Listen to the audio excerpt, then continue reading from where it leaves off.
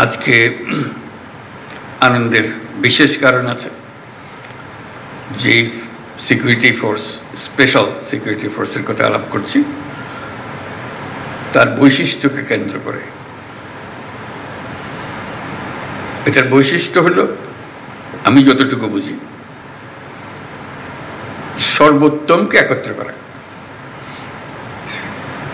আমাদের ফোর্সেসের যত জায়গা, যত কিছু আছে, যারা আছেন তাদের মধ্য থেকে বেস্ট অফ দ্য বেস্ট,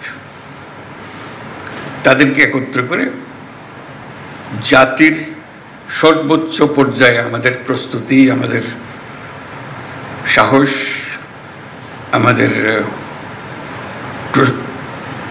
কাজে দক্ষতা, এটাকে ডিফাইন করা, এটাই হলো special forces, special security forces.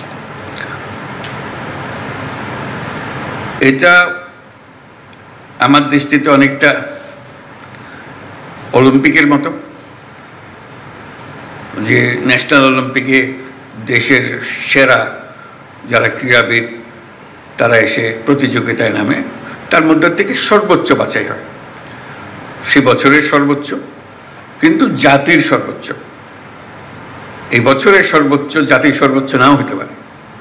জাতির সর্বোচ্চ হয়তো 3 বছর আগে একজন ডিফাইন করে গেছে, এখনো সেখানে পৌঁছে নাই, এবার পৌঁছতে পারেনি।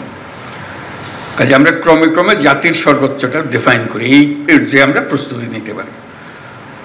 সেটা শারীরিক, সেটা মানসিক, এই ক্ষেত্রে শারীরিক, মানসিক এবং প্রযুক্তিগত আমাদের বেস্ট কি, আমাদের সর্বোচ্চ কোথায়, সেটাকে ডিফাইন করে। তো কাজেই এইরকম একটা ফোর্স, তার প্রতিষ্ঠা বার্ষিকী আমাদের জন্য এটা মস্ত বড় আনন্দের দিন, উৎসাহের দিন, উৎসবের দিন।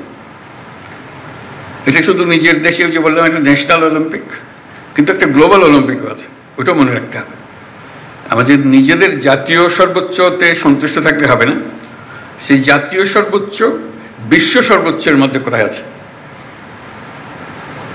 আমরা জাতীয় সর্বোচ্চ দেখলাম আমরা কোথায় কি আছি, কিন্তু দেখা গেল বিশ্ব সর্বোচ্চ বহু উপরে। কাজে আমাদের চেষ্টা করতে হবে যে আমরা জাতীয় সর্বোচ্চ আর বিশ্ব সর্বোচ্চের মধ্যে কেন দূরত্ব বেশি না থাকে। আমরা নিজেদেরকে সর্বোচ্চ ডিফাইন করলাম, নিয়ে আসলাম, উৎসব করলাম, সঙ্গে সঙ্গে ওই প্রতিযোগিতা আমাদের মনে থাকতে হবে, বিশ্ব প্রতিযোগিতা। এটা হলো স্পেশাল ফোর্সের একটা নিজস্ব দায়িত্ব আছে, সেটা পালন করবো, অবশ্যই করবে। কিন্তু সঙ্গে সঙ্গে আমাদের ওটাও মনে রাখতে হবে, এই দায়িত্ব পালন করার ঘটনা না ঘটতে পারে, ঘটার সম্ভাবনা ক্ষীণ, কিন্তু প্রস্তুতি হবে আমাদের বিশ্ব সর্বোচ্চের পর্যায়ের মধ্যে। তো সেটাই আনন্দের জিনিস আজকে যারা আমরা আমাদের এই স্পেশাল সিকিউরিটি ফোর্সেসের মধ্যে আছেন, তারা সে বিশ্ব প্রস্তুতিতে, বিশ্ব মানে আমরা কোথায় আছি সেটার যাচাই করে, এবং সেই প্রস্তুতি মানসিকভাবে তৈরি থাকা। আমরা শুধু জাতীয় অলিম্পিকে খেলতেছি না, আমরা বিশ্ব অলিম্পিকও খেলতেছি।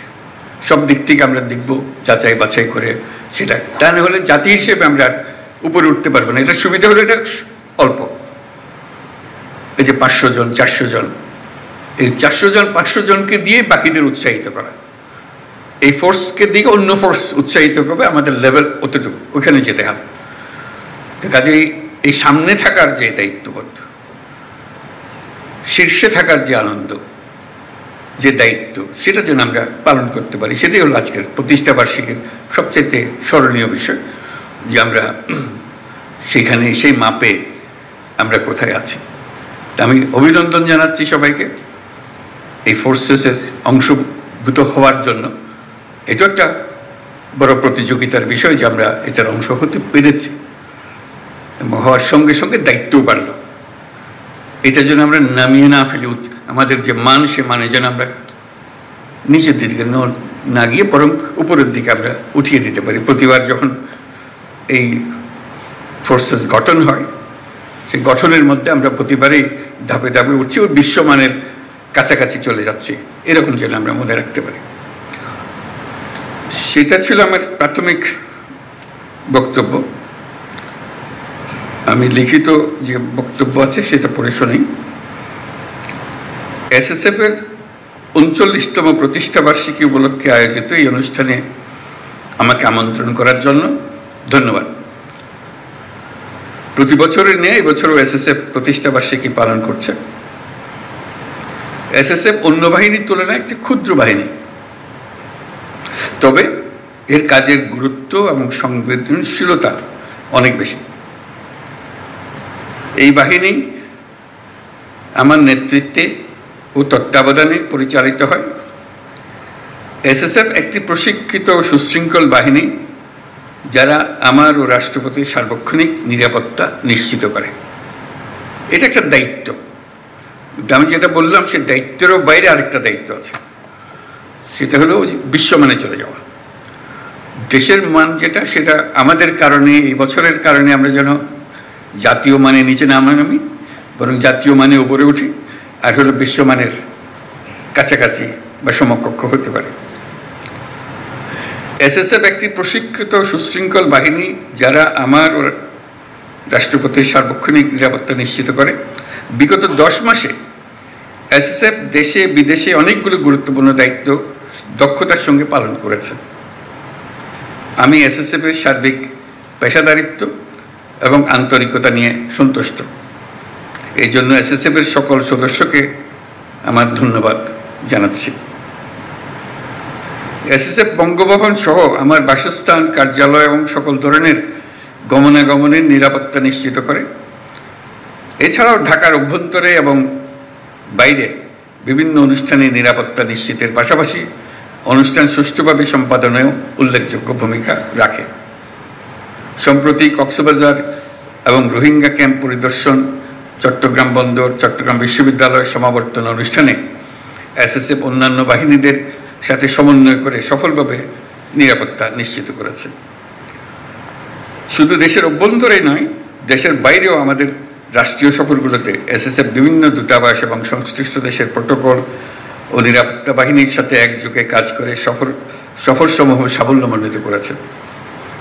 এছাড়াও বাংলাদেশে আগত মালয়েশিয়ার প্রধানমন্ত্রী, পূর্ব তিমুরের রাষ্ট্রপতি ও জাতিসংঘের মহাসচিবের রাষ্ট্রীয় সফরের সামগ্রিক নিরাপত্তা এই বাহিনী অত্যন্ত সফলতার সাথে সম্পন্ন করছে। সেজন্য আমি সবাইকে ধন্যবাদ জানাচ্ছি এই উপলক্ষে। বর্তমান বিশ্বে আধুনিক প্রযুক্তি ও তথ্য আদান প্রদান খুব সহজ হবার কারণে নিরাপত্তা হুমকির ধরন ও প্রকৃতি দ্রুত পরিবর্তনশীল। তাই শতভাগ নিরাপত্তা প্রদান করা খুবই চ্যালেঞ্জিং একটা বিষয়। বিভিন্ন সীমাবদ্ধতা সত্ত্বেও এসএসএফ সুষ্ঠুভাবে নিরাপত্তা নিশ্চিত করছে।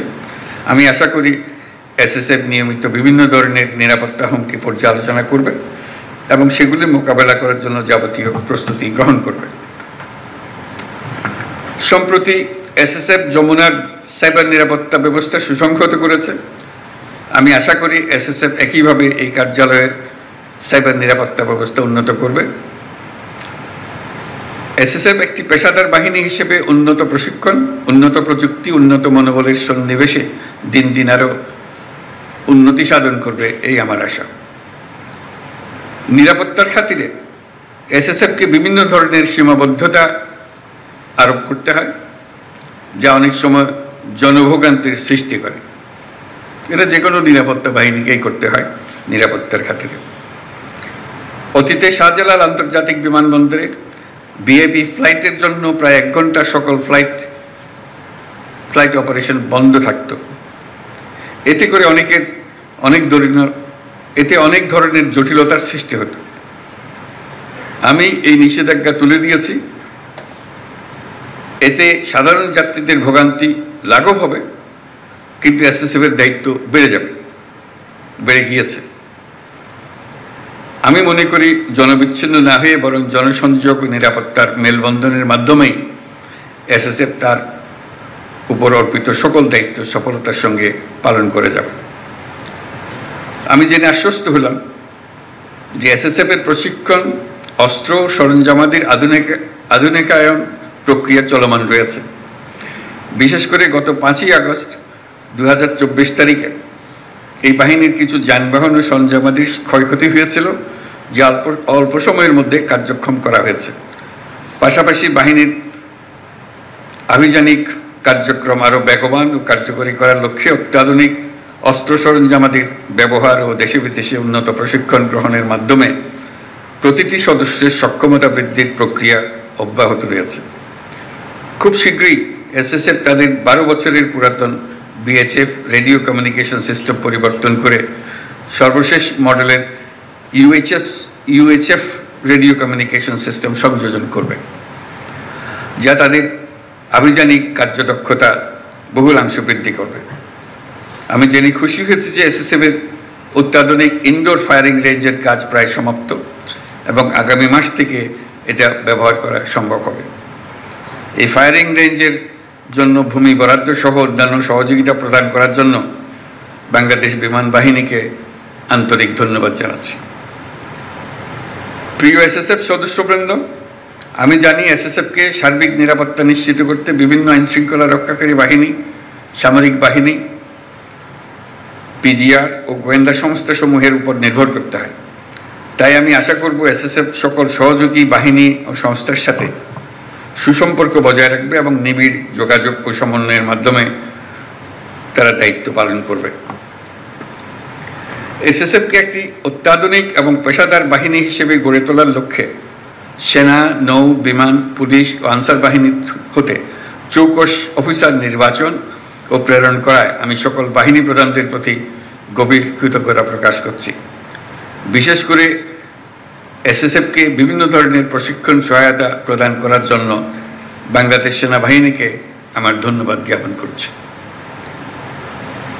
প্রিয় এসএসএফ সদস্যবৃন্দ, রাষ্ট্রঘোষিত ভিআইপিদের নিরাপত্তা প্রদানে পেশাগত দক্ষতা অর্জনের পাশাপাশি চারিত্রিক দৃঢ়তা, উন্নত শৃঙ্খলা, সততা, দায়িত্বশীলতা এবং মানবিক গুণাবলীর বিষয়সমূহ গুরুত্বের সাথে বিবেচনা করতে হবে এবং সকল ধরনের রাজনৈতিক মতাদর্শের ঊর্ধ্বে থেকে পেশাদারিত্বের সাথে কাজ করে যেতে হবে। পরিশেষে আমি এসএসএফ এর মহাপরিচালক ও সকল সদস্যদের এই অনুষ্ঠান আয়োজনের জন্য আন্তরিক ধন্যবাদ জানাই। আমি বিশ্বাস করি সুযোগ্য নেতৃত্ব এবং সঠিক দিক নির্দেশনা এবং এই বাহিনীর প্রত্যেক সদস্যের পেশাদারিত্ব ও আন্তরিকতার মাধ্যমে এসএসএফ এর উত্তরোত্তর উন্নতি অব্যাহত থাকবে।